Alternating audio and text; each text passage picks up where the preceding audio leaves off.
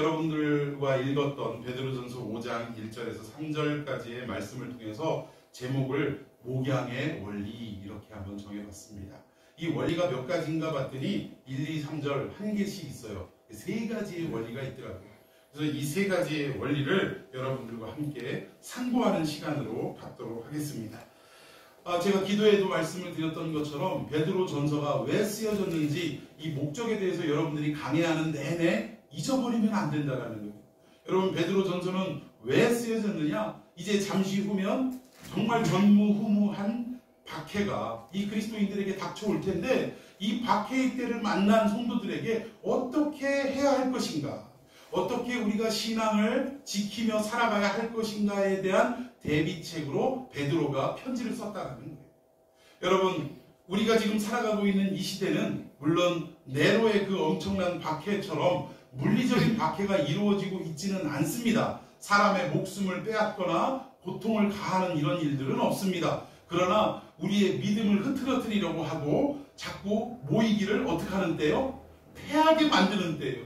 이 히브리서에 보면 모이기를 패하게 하는 어떤 자들과 같이 하지 말라라고 했는데, 이 모이기를 패하는 때가 언제냐면 종말의 때가 이렇다라는 거예요. 여러분, 정말 우리가 국가적으로 어떤 법령적으로 자꾸 이것을 우리가 예배드리는 대면 예배를 패하도록 만드는 이런 분위기가 성경에서 말씀하고 있는 이때구나라는 이러한 어떤 접합점을 우리가 잊어버려서는 안 될 줄로 믿습니다. 이때를 말하는 거구나 라고 우리는 캐치해내는 그런 어떤 거룩한 눈치가 있어야 된다는 거예요.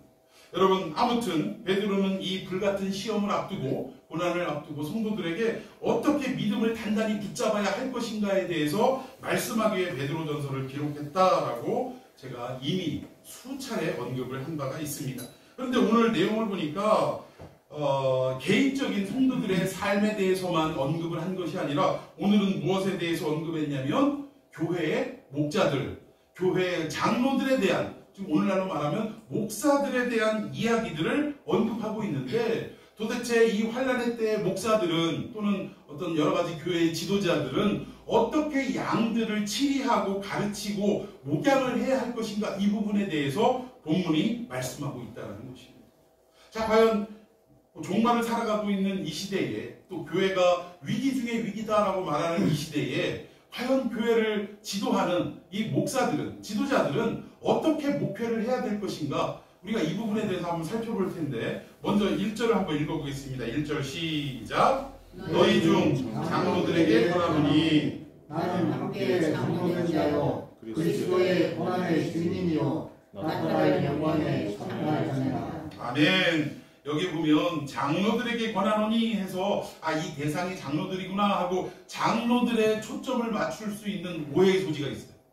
근데 여기서 사실은 강조하고 있는 게 장로들이라는 말보다 그 앞에 뭐예요? 너희 중에, 너희 중. 여러분, 많은 목사님들이 착각하고 있는 게 있습니다. 목사는 목자고 성도는 뭐다? 양이다. 그러니까 목자는 사람이고 성도는 뭐다? 짐승이다. 이렇게 표현하는 분들이 있어요. 그래서 뭔가 목사와 이 성도들에 대해서 구분을 하는 이런 경우가 있다는 것입니다. 근데 이거는 정말 착각을 해도 너무도 진한 착각을 하고 있는 거예요. 여러분, 목사도 성도인 줄로 믿습니다.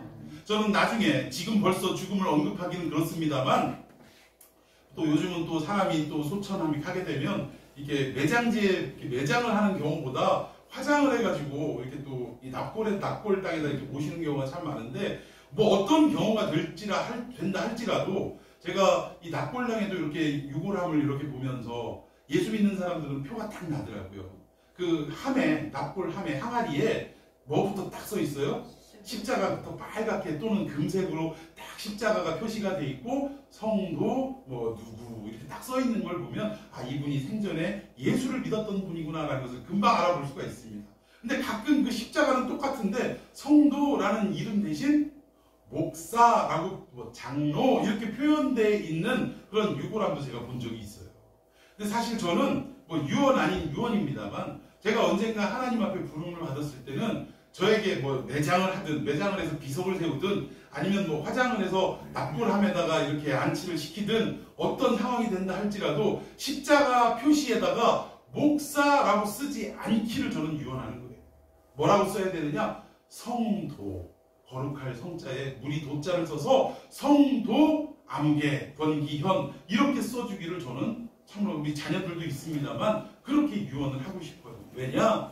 우리 믿는 사람들은 목사이든 아니면 평신도이든 구분하지 않고 다 크게 큰 의미로 말하자면 전부 다 뭐예요? 성도의 성도. 성도가 일반 평신도를 일컫는 지칭이 아니라 거룩한 무리라는 뜻이에요. 거룩한 무리는 뭡니까? 하나님을 아버지로 둔, 또 하나님을 주인으로 둔 모든 그리스도인들은 다 뭐다? 성도라는 거예요. 성도. 그래서 우리가 일평생 살아갈 때 목사로 살아가는 것보다 더 중요한 게 뭐냐? 성도가 되는 게 더 중요하다. 거룩한 무리가 되는 게 더 중요하다는 것입니다. 우리가 말로는 크리스찬이라고 이야기하고 거룩을 우리가 따르는 사람이라고 말하지만 사실 우리 일생을 뒤돌아볼 때 거룩하지 못한 모습들이 얼마나 많이 있습니까? 하나님의 자녀답게 살아가지 못하고 하나님의 백성답게 살아가지 못할 때가 얼마나 많느냐 이거예요. 그래서 우리 일평생의 순례의 길이라고 표현하는 이 모든 우리의 발걸음들이 무엇이 되기 위한 걸음이 되어야 되느냐? 성도가 되기 위한, 성도를 이루기 위한 걸음이 되어야 될 줄로 믿습니다. 그러한 저와 여러분이 되기를 예수님의 이름으로 축원해 드리겠습니다. 자, 아무튼 여기에는 너희 중이라고 강조하는 게 중요한데, 그러니까 장로라고 표현했습니다만 목사를 얘기하는 거겠죠. 목사 다르고 또 성도들, 신자들 다르고 이게 아니라 너희 중이 더 강조하고 있는 것은 목사나 평신도들이나 전부 다 뭐가 되어야 된다라는 거예요. 하나가 되어야 된다. 하나는 뭐요? 성도가 되어야 한다. 그 부분을 강조하기 위해서 너희 중에 방점을 두어야 한다라는 것입니다. 우리 장로교의 창시자가 누굽니까? 존 칼빈입니다. 요한 칼빈, 깔뱅이라고도 표현하는데 이 칼빈이 일평생 목회하면서 하루라도 빠지지 않았던 기도의 내용이 있어요. 그 기도의 내용이 뭐냐면 하나님, 저도 양무리 중에 하나임을 기억하게 하여 주시옵소서. 그러니까 칼빈이 얼마나 위대한 사람입니까? 그럼에도 불구하고 그가 목회하면서 일평생 빠뜨리지 않은 기도의 내용이 하나님, 저도 이 양무리 중에 하나임을 잊어버리지 말게 하여 주옵소서. 반드시 기억하게 하여 주옵소서. 이게 뭐냐면 결국은 목사가 본인도 양 중에 하나임에도 불구하고 이거를 망각해버리고 자기는 사람이냐 또 다른 존재이냐 착각하면 결국 어디에 빠지기 쉬운 거예요? 교만으로 직결될 수밖에 없다라는 거예요. 우리가 똑같이 실수할 수 있고 똑같이 주인 목자의 참된 목자의 말씀을 어길 수 있는 어긋나가는 양들의 특징 아시잖아요. 양들은요 일단은 눈이 안 좋습니다. 그래가지고 무슨 사물이 어디에 무엇이 있는지 정확하게 파악을 못해요. 가까이 와야지, 초근시기 때문에 가까이 와야만 뭐가 있다라는 걸 판단을 하는데, 그래가지고 양들이 이렇게 가는 길목에 이 목자가 막대기 하나를 살짝 이렇게 대면 맨 앞에 있는 양은 막대기가 보여요, 안 보여요? 보이니까 막대기를 점프를 합니다. 뛰어넘는 거예요. 이렇게 해가지고 몇 마리만 뛰어넘게 이렇게 만들어 놓으면, 그리고 나서 막대기를 치면 그 다음 양들은 어떻게 해요? 막대기가 없어졌는데도 불구하고 그냥 그 자리에 가서 그냥 습관적으로 의식적으로 점프를 하고 뛰어넘더라는 거예요.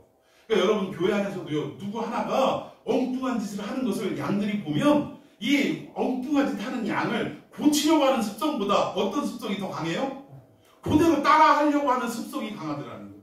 여러분 이 자리에 있는 우리 참평한 교회에 어찌 보면 여러분들이 설립 멤버라고도 할 수 있는데, 여러분들이 그래서 어깨에 책임이 무겁다라는 거예요.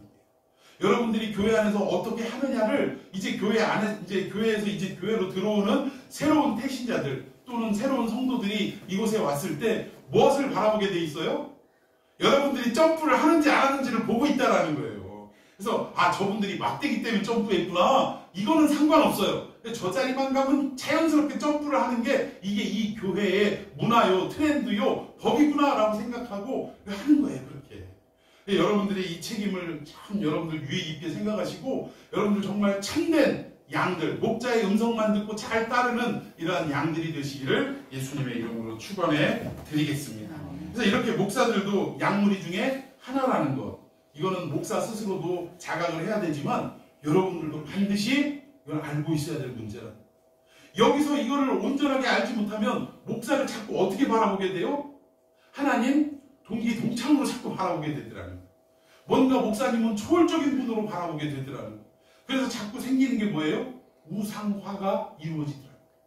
여러분, 서울의 그 모 큰 교회 자식에게 뭐 물려주려다 했다가 난리가 났다가 법을 바꿔서 다시금 물려준 교회가 있습니다. 자꾸 제가 교회 이름을 언급하는 건 이게 덕이 되지 못하는 것 같아요. 근데 아무튼 그 교회가 그것만 문제가 아니에요. 그 교회 안에 가면 곳곳 로비에, 현관 로비에 뭐가 있냐면 그 왜 가끔 SK텔레콤이나 이 전화기 판매하는 데 가보면 그 전화기를 광고하는 모델들 있잖아요. 여자 모델들. 그 여자 모델들이 딱 똑같은 크기와 똑같은 모형으로 이 사진으로 붙여가지고 딱 이렇게 버티고 있는 그런 것들 보셨죠? 이걸 뭐라고 합니까? 이걸? 등신대라고 그래요. 등신대. 욕하는 게 아니라 우리 왜 8등신, 7등신 이거 있잖아요. 그래서 그 사람의 등신 그대로를 따서 똑같은 형태로 크기로 만들었다 해서 등신대라고 하는데 그 담임 은퇴한 목사님의 등신대가 곳곳에 있어요. 왜 있냐라고 했더니 목사님하고 사진 찍고 싶어하는 분들이 너무나 많은데 사람이 워낙 많다 보니까 일일이 그 사진 찍는데 어떻게 호응을 해줄 수가 없다 이거예요. 그래서 곳곳에다가 그 등신대를 만들어서 여기에서 목사님과 함께 예배를 드렸다라는 기념으로 옆에서 이렇게 같이 진짜 살아있는 사람과 팔짱 낀 것처럼 막 이렇게 붙잡고 막 웃으면서 온갖 포즈를 취하면서 사진을 기념으로 찍어가게 만들어놨다라는 것입니다. 여러분, 참 우리 지난주인가요? 분노는 노여움은 잠깐이요 할 때 이 노여움이 뭐라고 그랬어요? 하나님의 콧구멍. 이 콧구멍을 뭐라 그래요? 콧방귀 이 얘기예요. 콧방귀. 진짜 하나님이 콧방귀를 끼실 일들이 교회 안에서 이루어지고 있다는 것입니다. 여러분, 이것이 결국 목사가 양 중에 하나라고 인식하지 못하면 이루어지는 이런 우상화, 그리고 더 나아가서 이 성도들을 어떻게 해요? 아주 어리석게 만드는 우민화 현상이 일어날 수밖에 없다는 것입니다. 여러분, 교회에서 오직 우리가 만나고 우리가 오직 바라봐야 할 분 누구뿐입니까? 예수 그리스도 한 분뿐이라는 거예요. 그런데 어느 순간인가 예수와 함께하고 예수를 바라봐야 할 그 시각이 누구에게로 돌아가게 만드는 겁니까? 목사에게 돌아가도록 만들었다라는 거예요. 물론 사진 찍는 부분이 뭐 이렇게 우상으로 생각하고 찍었겠습니까? 목사님을 존경하는 마음으로 한다라고 하겠죠. 그러나 이것이 자꾸 교회 안에서 이렇게 흘러가다 보면 왜 앞에서 양 하나가 점프하면 나머지 양들은 뭣도 모르고 점프하는 것처럼 이게 어떤 사람들은 그냥 목사님을 생각하고 기념하기 위해서 찍었다 하지만 이걸 바라보고 있던 다른 성도들은요, 야, 저 목사님하고 찍는 게 영광인가 봐 막 이러면서 그걸 사진 찍는 사람들도 분명히 있을 거라는 사실입니다. 아무튼 여러분들, 평신도와 목회자는요, 근본적으로 어떤 차이가 있어서 누구는 목사로 누구는 평신도로 부른 것이 아니라는 거예요. 여러분, 이거 반드시 깨달으셔야 합니다. 그러니까 오해하지 말 것은 아이고 너나 나나 똑같야 이래가면서 목사를 무시하라 그 얘기가 아니에요. 여러분, 그러나 중요한 것은 근본적으로 우리는 하나님 아버지를 목자로 둔 똑같은 다 같은 양의 무리다라는 것을 우리가 반드시 분별해야 한다는 것입니다. 이것을 목사와 평신도로 나누는 것은 신분의 차이가 아니라는 거예요. 계급의 차이가 아니라는 것입니다. 근데 어느 순간인가 교회 안에서 이것이 계급으로 나뉘어지고 신분으로 나뉘어지니까 이게 문제라는 거예요. 어떤 교회 가면 이제 목사님 얘기는 아니고 장로님 이야기인데 장로님들이 어떤 의식을 가지고 있냐 했더니 뭐 그분들 입에서 공공연하게 나오는 이야기들이라 제가 깜짝 놀랐는데 장로를 이 정도로 생각하고 있더라고요. 그러니까 주식회사가 있으면 목사는 이렇게 특별히 경영을 잘해가지고 월급 주고 앉혀놓은 CEO다 이거예요. 전문 경영인이다.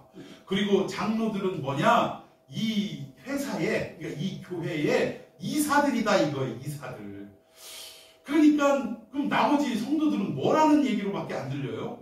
말단 직원들이다 이 얘기예요. 그러니까 장로님들이 이런 의식을 가지고 있으니까 교회 안에서 성도님들과 이 교제가 커뮤니케이션이 어떻게 이루어질 수밖에 없냐면 마치 이사가 임원이 말단 직원들에게 무언가를 시키는 관계로밖에 전락될 수밖에 없다는 거예요. 아니 교회에 오면 오히려 장로님들은 목사님들은 솔선수범해서 섬기는 일을 더 해야 될 줄로 믿습니다. 언제 한번 새로 건물을 교육관을 뭐 한 몇십억을 들여가지고 지었는데 이게 부실공사라 비가 한번 쏟아지니까 세상에 막 온 천장 어디서도 막 물이요. 막 이건 폭포수처럼 막 쏟아지더라고요, 물이. 근데 주일날 새벽에 비가 와가지고 아침 일찍 교육자들이 왔는데 또 일찍 오시는 장로님들 몇 분하고 왔는데 교육관이 난리가 난 거예요. 엘리베이터 안으로도 막 물이 막 진짜 이거는 무섭더라고요. 근데 이 쏟아진 물들을 바닥에 흥건한데 그 넓은 이 복도와 이런 온갖 장소를 갖다가 어떻게 해야 돼요? 그 일하는 그 관리 집사님 올 때까지 기다려야 돼요?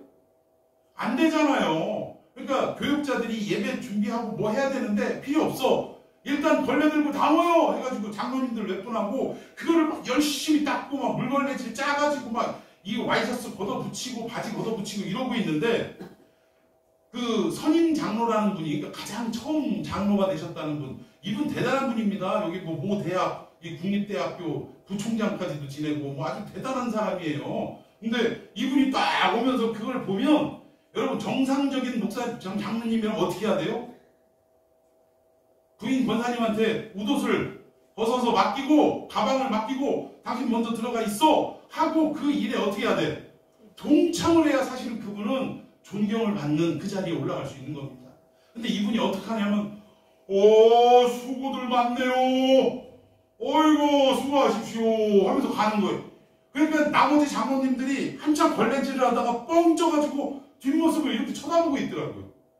그러니까 욕하는 것도 아닌데 뭐 저런 게 다 있나 하고 쳐다보고 있더라고요. 여러분 여기 이 장로님들은 이 나중에 후임 장로님들은 월급 받고 일하는 분들이에요? 아니잖아요.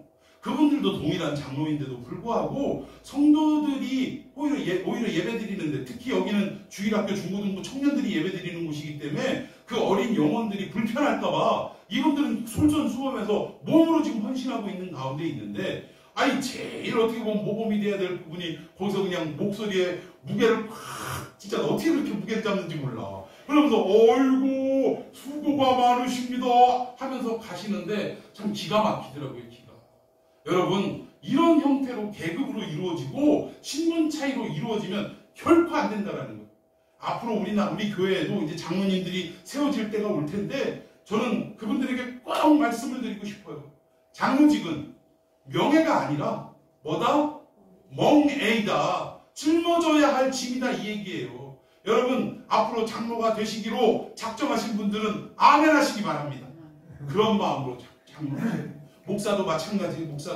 목사도 성도들에게 군림하려고 세워진 목사가 아니라 사실은 그 성도들을 우리 양들을 위해서 어떻게 하려고 하는 거예요?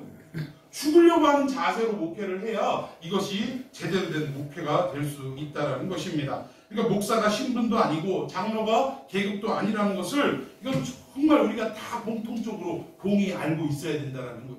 중요한 것은 기능의 차이일 뿐이라는 거예요. 똑같은 양인데 목사는 뭐를 하는 목사냐? 말씀을 맡아서 말씀을 여러분들에게 가르치고 전하는 직임이 다르다는 것 뿐이라는 거예요. 여러분 이것을 잘 깨달으셔야 할 줄로 믿습니다. 그래서 이 장로들 저도 사실은 우리 장로교회에서는 목사지만 저를 장로라고 부를 수 있어요. 그러니까 왜 장로가 되느냐? 근데 여러분들이 알고 있는 장로님들과 차이점은 하나 있습니다. 그러니까 저는 이 장로님들, 일반 장로님들은 치리하는 치리장로라고 이야기를 합니다. 왜 치리를 해야 되느냐? 이 교회를 여러분들에 의해서 선출이 돼서, 그러니까 사람에 의해서 선출이 돼서, 성도들에 의해서 선출이 되어서 이 교회가 예수 그리스도의 법과 질서대로 잘 운영이 될 수 있도록 어떻게 보면 지도 역할을 할 수 있는 게 일반 장로님들이라는 거예요.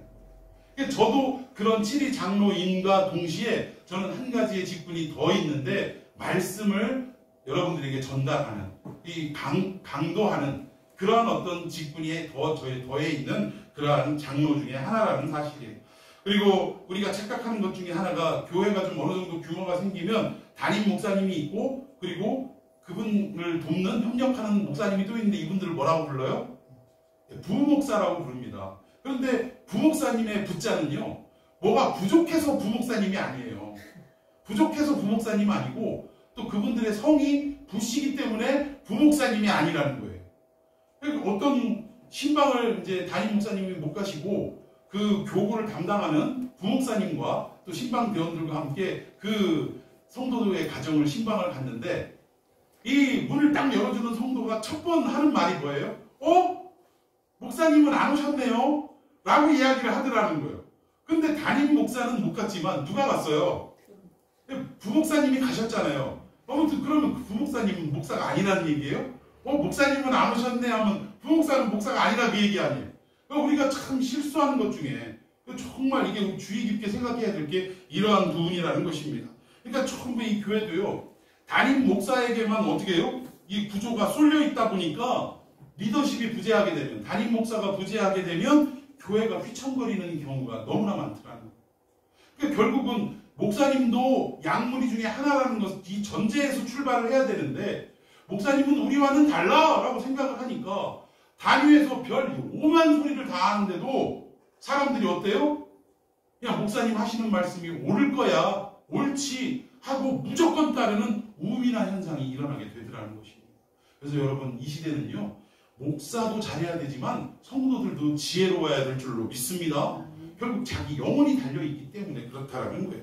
그래서 너무나 이게 담임 목사에게만 이 쏠려있는 이 구조도 지금 생각을 해볼 필요가 있다라는 것입니다. 자, 여기서 너희 중에 장로라는 말은 결국은 목사나 장로들도 양무리 중에 하나다. 그러니까 너희 중에 똑같은 사람이다 라고 말하는 표현이라는 것입니다. 우리 1절 다시 한번 읽어봅시다. 시작. 너희 중 장로들에게 권하노니 나는 함께 장로된 자요 그리스도의 고난의 증인이요 나타날 영광에 참여할 자니라. 아멘. 여기에 장로된 자가 나는이라고 했어요. 나는 함께 장로된 자요 할 때 나는 누구를 말할까요?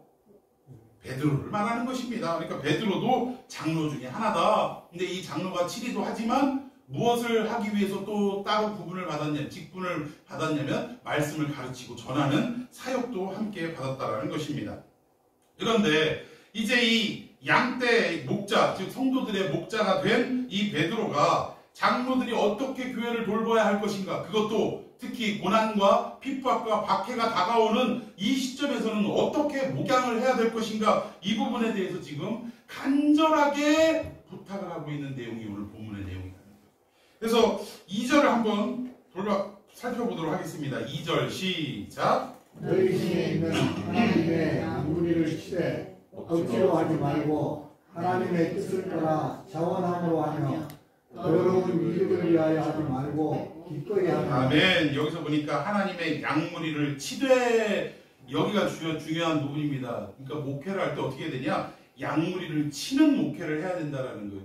여기서 양무리를 친다 할 때 때려라 이 친다가 아닌 거 아시죠? 양무리를 잘 이렇게 목양한다라는 이런 의미의 양을 친다라는 말입니다. 그런데 결국은 이것이 온전하지 않고 오해를 하다 보면, 그러니까 목사는 목자이기 때문에, 즉 양과는 다른 존재이기 때문에 이렇게 양들을 치는 입장이다라고 생각을 해버리면 목사도 어긋난 이야기를 하게 되고 성도들도 아까 말씀드린 대로 우민한 현상이 일어난다는 거예요.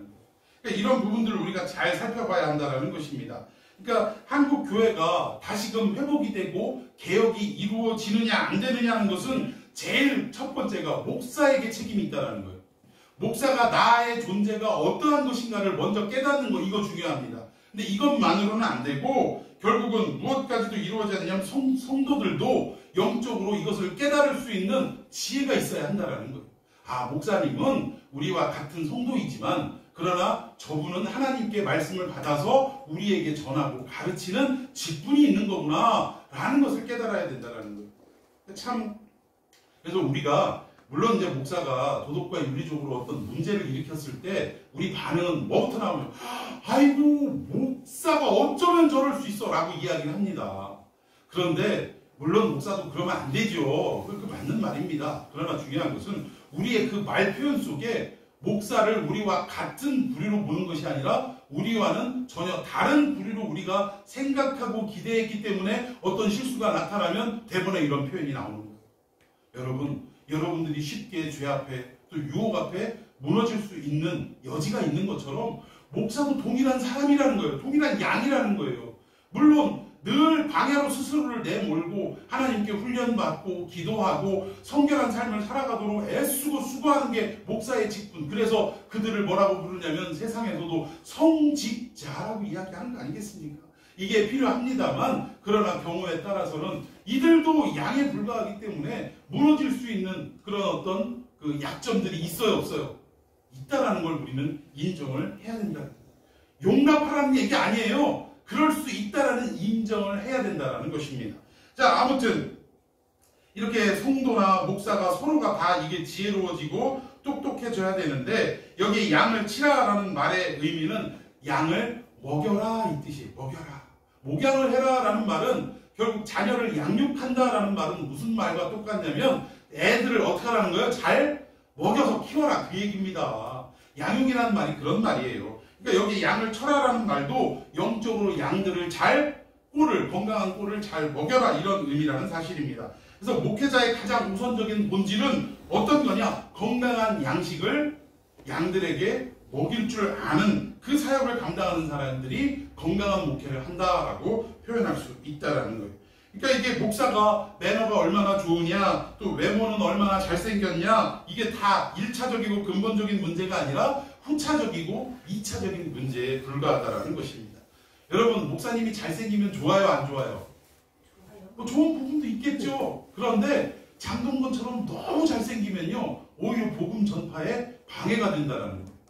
제가 예전에요, 이제 얼굴이 잘생겨서가 아니라 이제 찬양 인도를 하고 이렇게 지금이 아직 아프고 난 뒤로는 노래도 잘 못하고 배에 힘이 들어가야 노래가 되지요. 안 되는 거예요. 근데 아무튼 예전에는 제가 그래도 대전시내 부활절 연합회 할 때 제가 찬양단 이끌고 가서 한 20분 정도를 찬양을 인도하고 이랬어요. 새벽 연합 예배 드릴 때.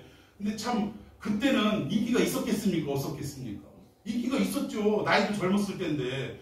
어떤 성도님들이 권사님인데 젊은 권사님이에요. 근데 이분이요, 예배를 진짜 저는 피를 토하듯 하는 막 그런 마음으로 찬양을 막 부르고 또 설교를 막, 지금도 소리가 막 얼마나 커요. 근데 그때는 오직했겠냐 이거예요. 막 진짜 막 피를 토하듯이 절규하듯이 설교를 다 하고 예배를 딱 마쳤는데 예배 끝나고 퇴장하면서 이제 인사하러 나갔는데 그 권사님이 주보용지를 딱 건네주면서 뭐라고 하냐면 아우 목사님 하면서 그냥 1시간 내내요 저 목사님 얼굴 그렸어요 이러면서 갑자기 막 뒷골이 확 땡기기 시작하는데 아니 내가 이 사람들 말이지 말씀 깨달으라고 그렇게 막 침 튀기고 피 튀기면서 말씀을 전파했는데 아우 우리 목사님 매력적이라고 하면서 그걸 얼굴을 그려가지고 연필로 스케치해가지고 막 이래가지고 주는데 막 뒷골이 얼마나 땡기든지 막 그러니까 여러분 제가 그때 잘생긴 것도 아닌데 조금 매력 어필이 됐던 모양이죠. 근데도 이런데 목사가 너무 잘생기고 너무 육신적으로 어떤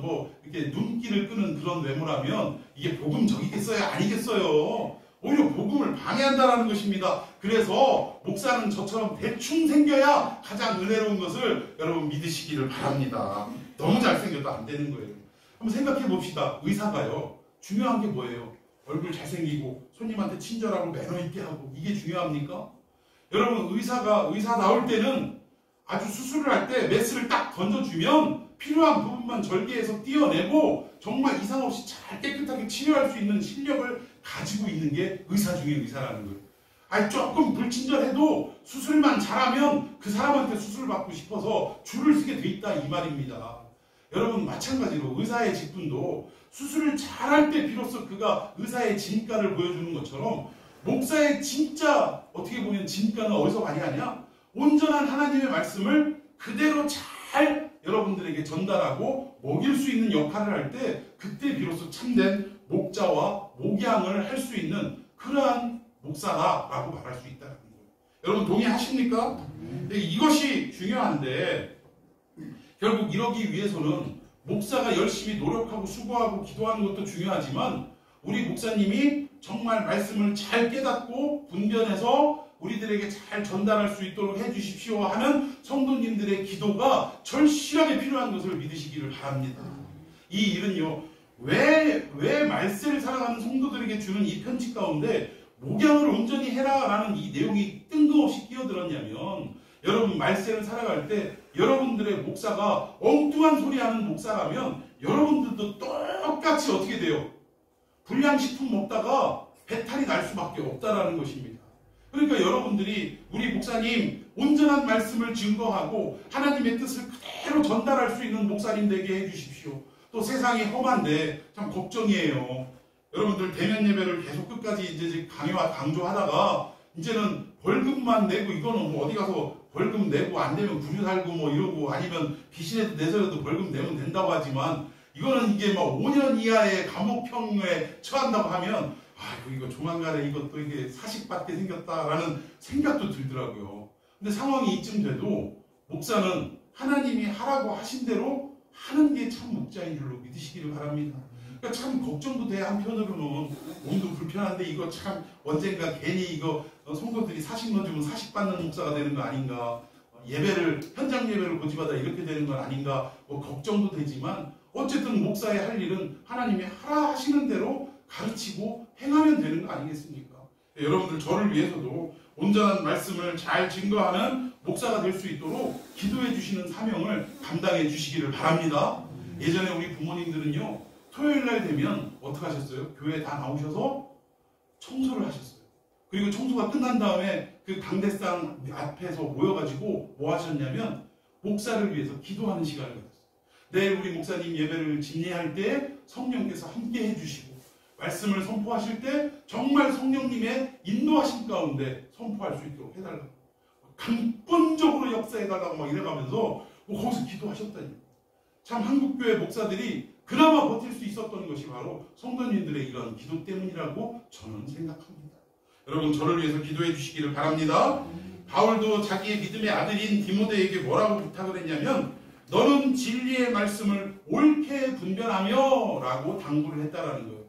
여기서 옳게 분별하다라는 것을 헬라어로 뭐라고 하냐면 오르도 토메오라고 합니다. 오르도 토메오라고 하는데 이게 분변이라는 뜻이에요. 근데 이걸 우리가 어떻게 생각하냐면 옳고 그름을 잘 판단하는 일, 이렇게 생각할 때가 많다라는 거예요. 진리의 말씀을 분별해라 하면 무엇이 진짜고 무엇이 가짜인지를 분별해라, 판단해라, 이런 의미로 우리가 생각하기가 쉽다라는 것입니다. 그런데 오르도 토메오라는 말은 군사 용어예요. 우리 남자들 공병대가 하는 일 아시죠? 공병대가 하는 일이 뭡니까? 군사들이 뭐 가서 이제 뭐 어느 길로 진입을 해야 되는데 길이 끊겼어. 그럼 공병대가 앞에 가가지고 뭐 해야 돼요? 끊어진 길을 다시 잇는 역할을 해야 돼요.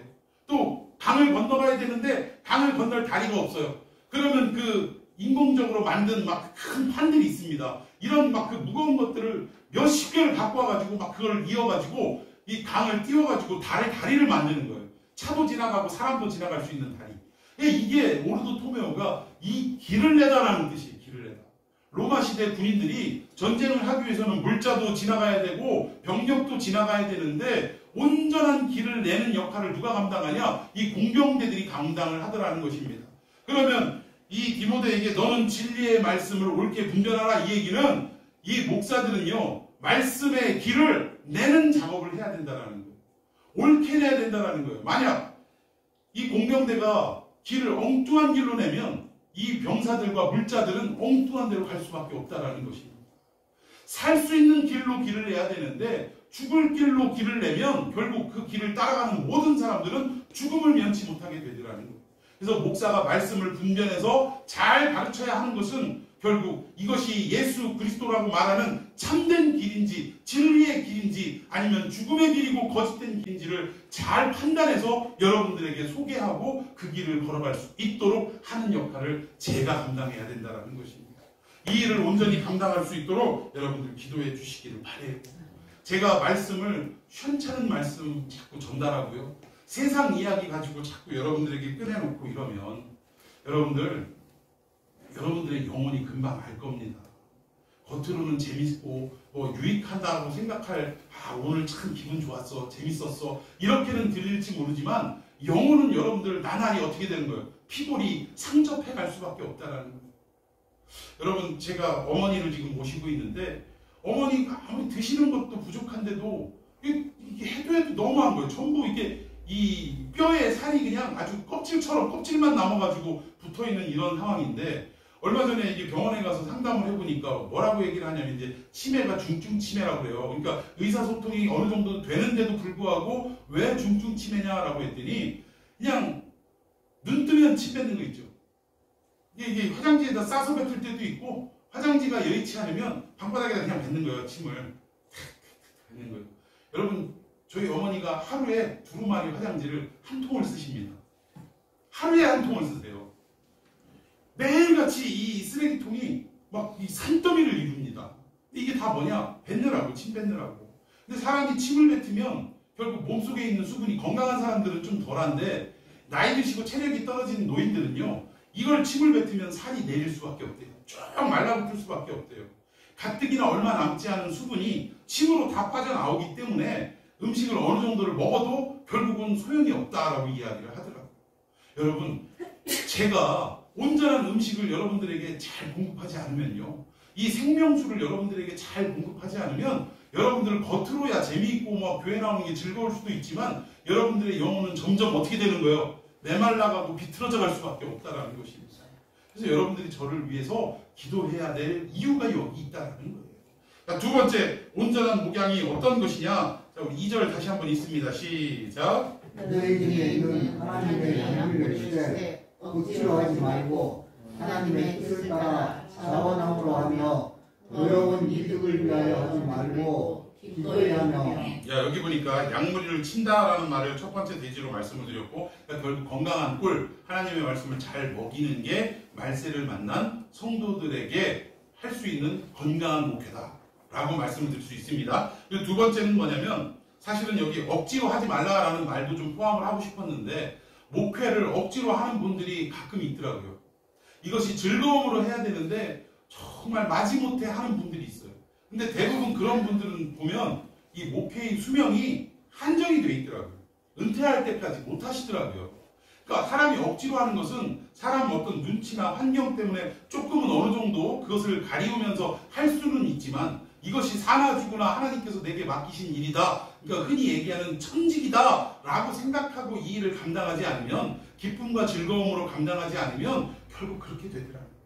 여러분 교회 목회하다가 어느 순간인가 교회가 문을 닫아요. 저는 이해할 수 없는 게 두 가지가 있습니다. 하나는 성도가 예수 그리스도를 믿는 믿음의 삶을 살다가 교회 지금 나가세요. 방학 중인데 아니 믿음의 방학이 어디 있습니까? 이거 이해할 수 없는 얘기를 하고 있어요. 두 번째 목회하던 목사님이 교회를 방학을 했대요. 지금 목회를 중단을 했대요. 물론 그 중에 저도 중간에 이렇게 뭐 목회를 중단했을 때가 있습니다. 그거는 불가항력이었어요. 왜? 제가 육신을 움직이지 못할 상황이 됐으니까. 그러니까 저도 재활을 통해서 몸을 움직이고 나서부터는 다시금 목회를 준비하게 되고 목회를 했다라는 거예요.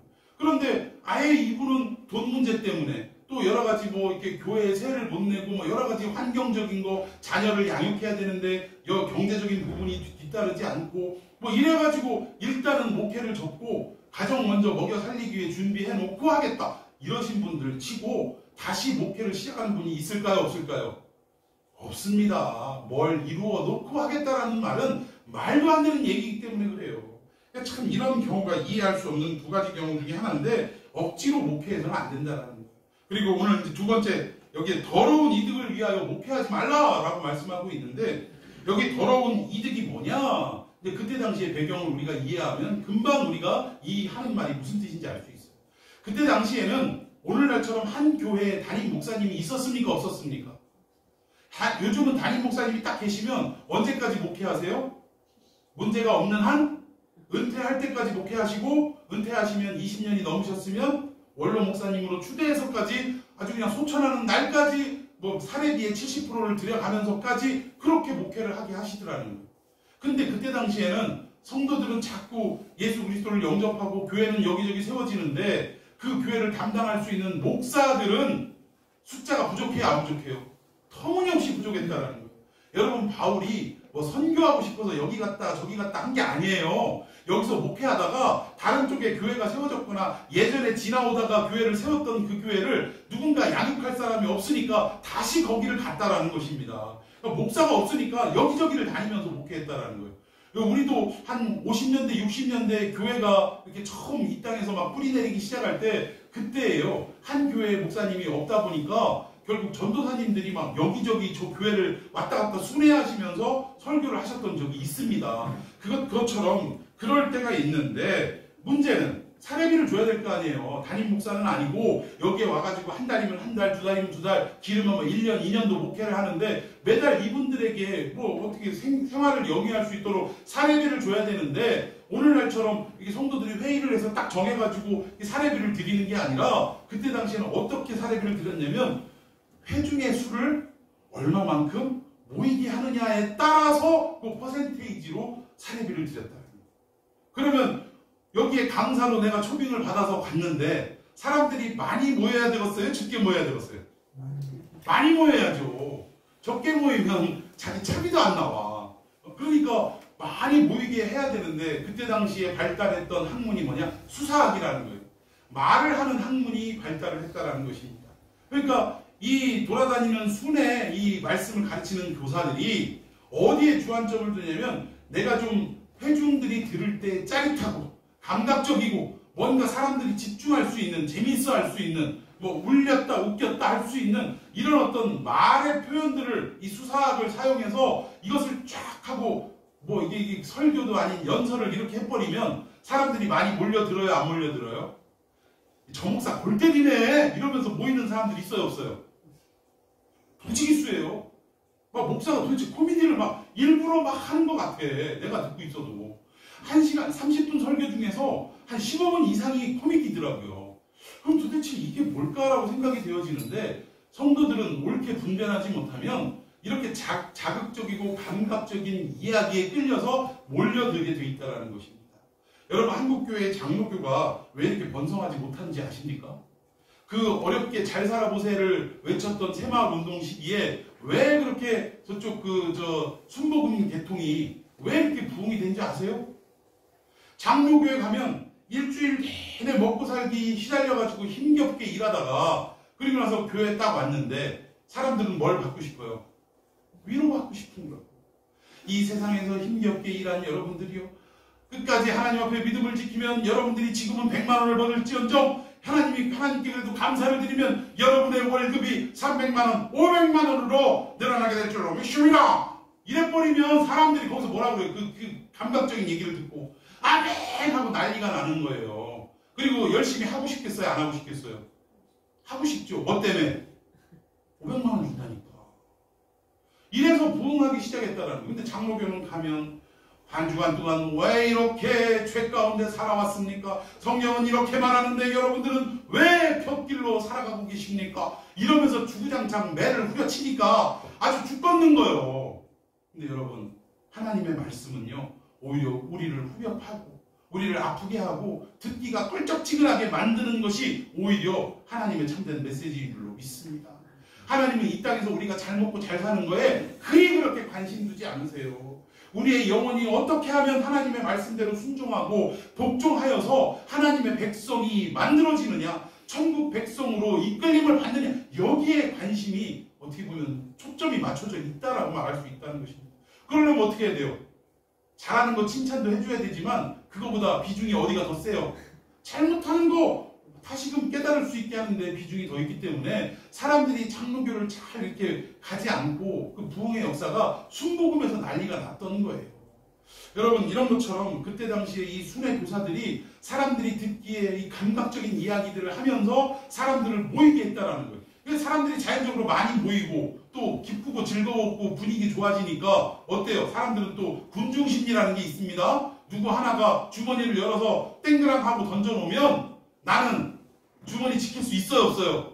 눈치 봐서라도 이게 내야 되는 거예요.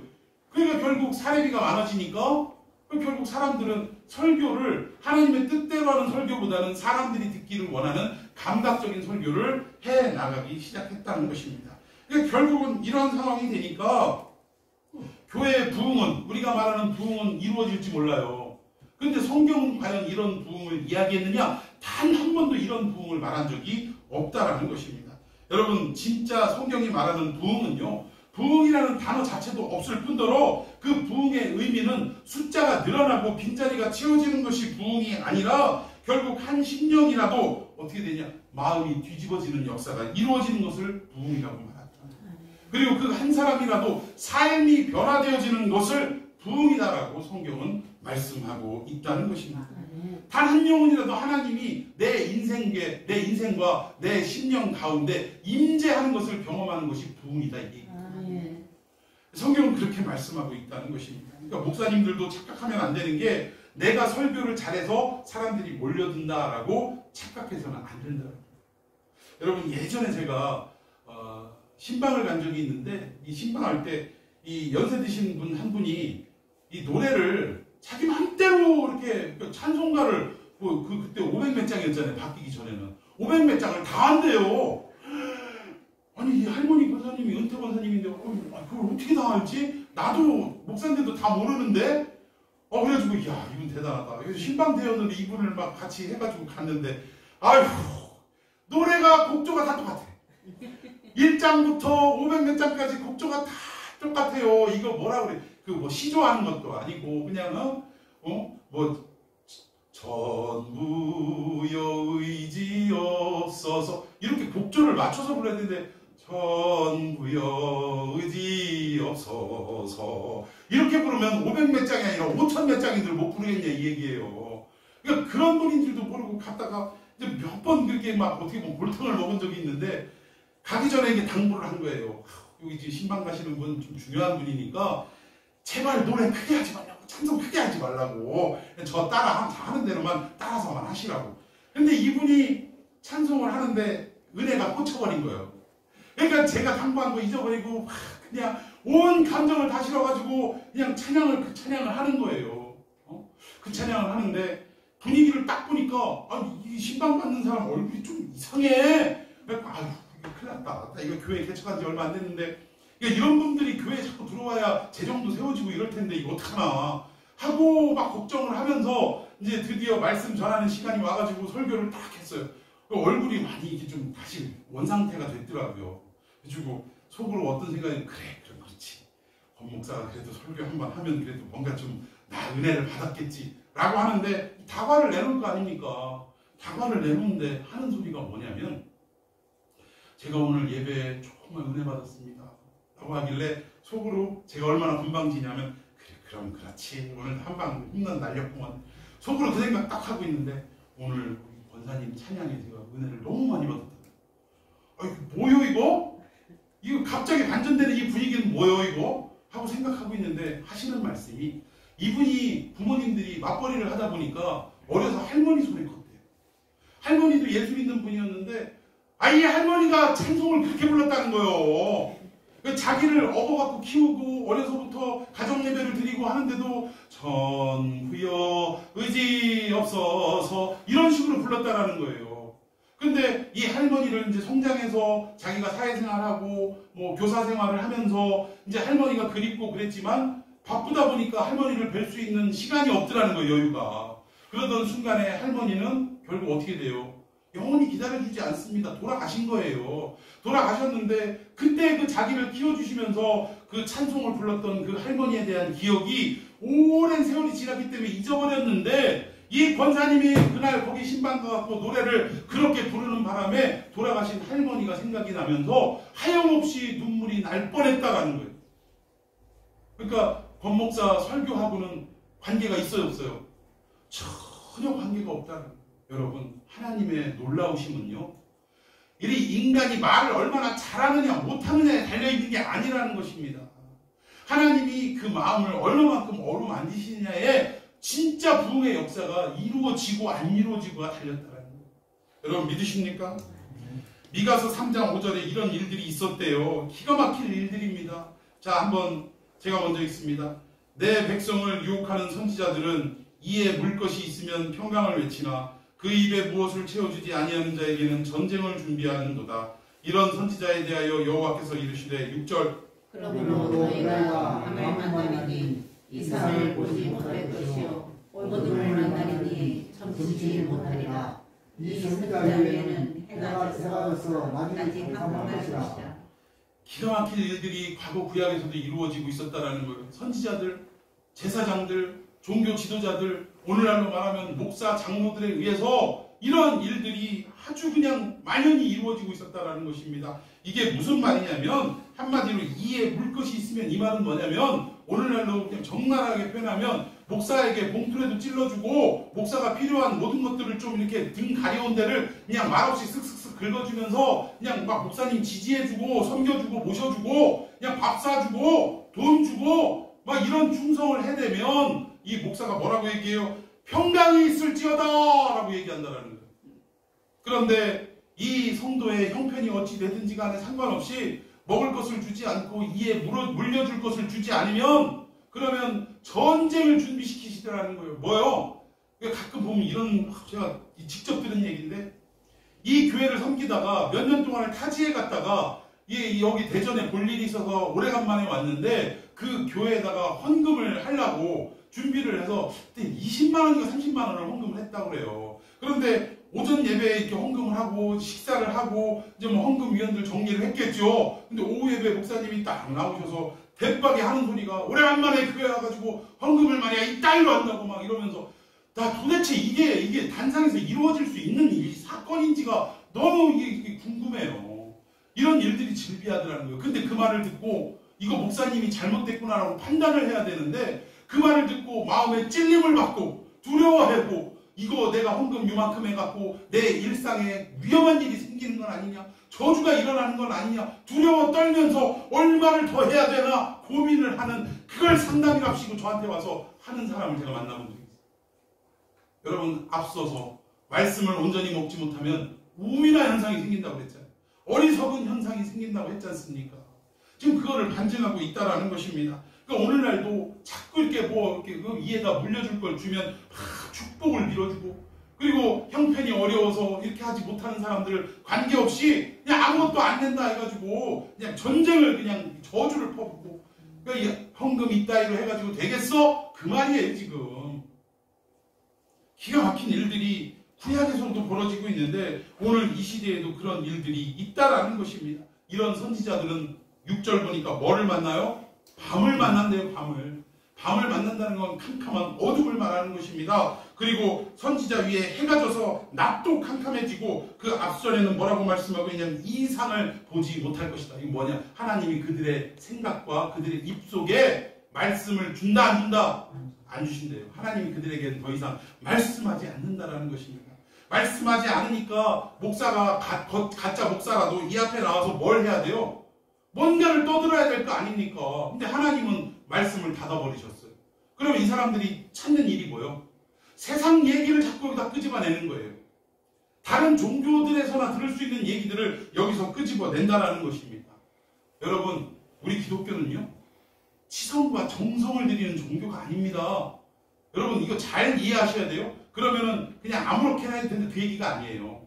여러분, 다른 종교는요, 내가 얼마만큼 장독되며 어떤 대상에게 손을 빌고 뭐 정성과 치성과 간절함을 드리느냐에 좌우하는 종교이지만, 여러분, 우리 기독교는요, 우리가 그렇게 하는 것도 중요하지만 이 그 주권이 누구에게 달려있는 겁니까?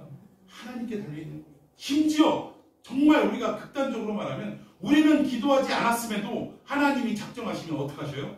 행하시는 거예요. 여러분, 믿으십니까? 근데 하나님은 그렇게는 잘 안 하시더라고요.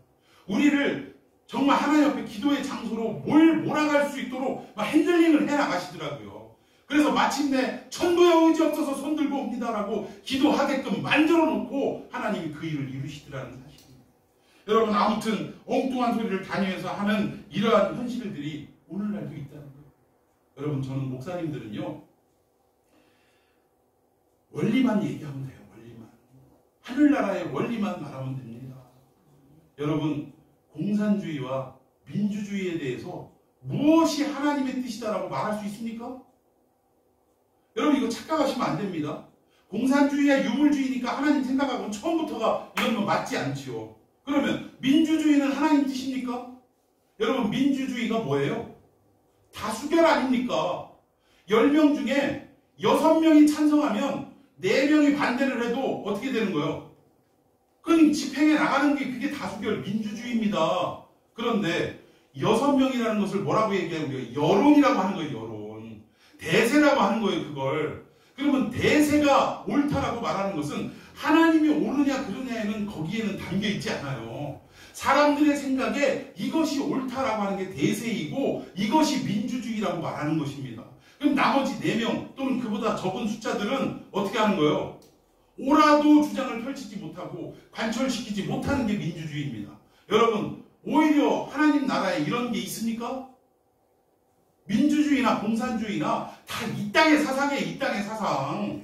하나님의 생각은 조금 비슷한 부분은 일부에 조금씩 있겠죠. 뭐 전체가 다 틀리다, 전체가 뭐 이거 상관없다 그 얘기가 아니라 근본적인 것을 말하자면 하나님의 뜻은 하나님 말씀 속에 있어요. 나머지 뭐 어떤 주의, 어떤 니즘 이걸 만드는 것은 인간의 편의와 인간의 생각으로 만든 것이지 하나님의 뜻과는 원초적으로 근본적으로 상관이 있다 없다. 그러니까 민주주의하고 공산주의랑 싸울 때 누가 하나님 뜻이다라고 우긴다라는 것은 하나님이 볼 때는 너나 둘 다 어떤 놈이요? 똑같은 놈이 똑같은 놈. 너 나를 뭐 내가 내 뜻대로 민주주의 한다고? 야 도토리 기재기다. 아이고, 바늘 훔친 놈이나 소 훔친 놈이나 차이는 좀 있을지 몰라도 둘 다 뭐예요? 도둑놈이 둘 다 하나님 볼 때는.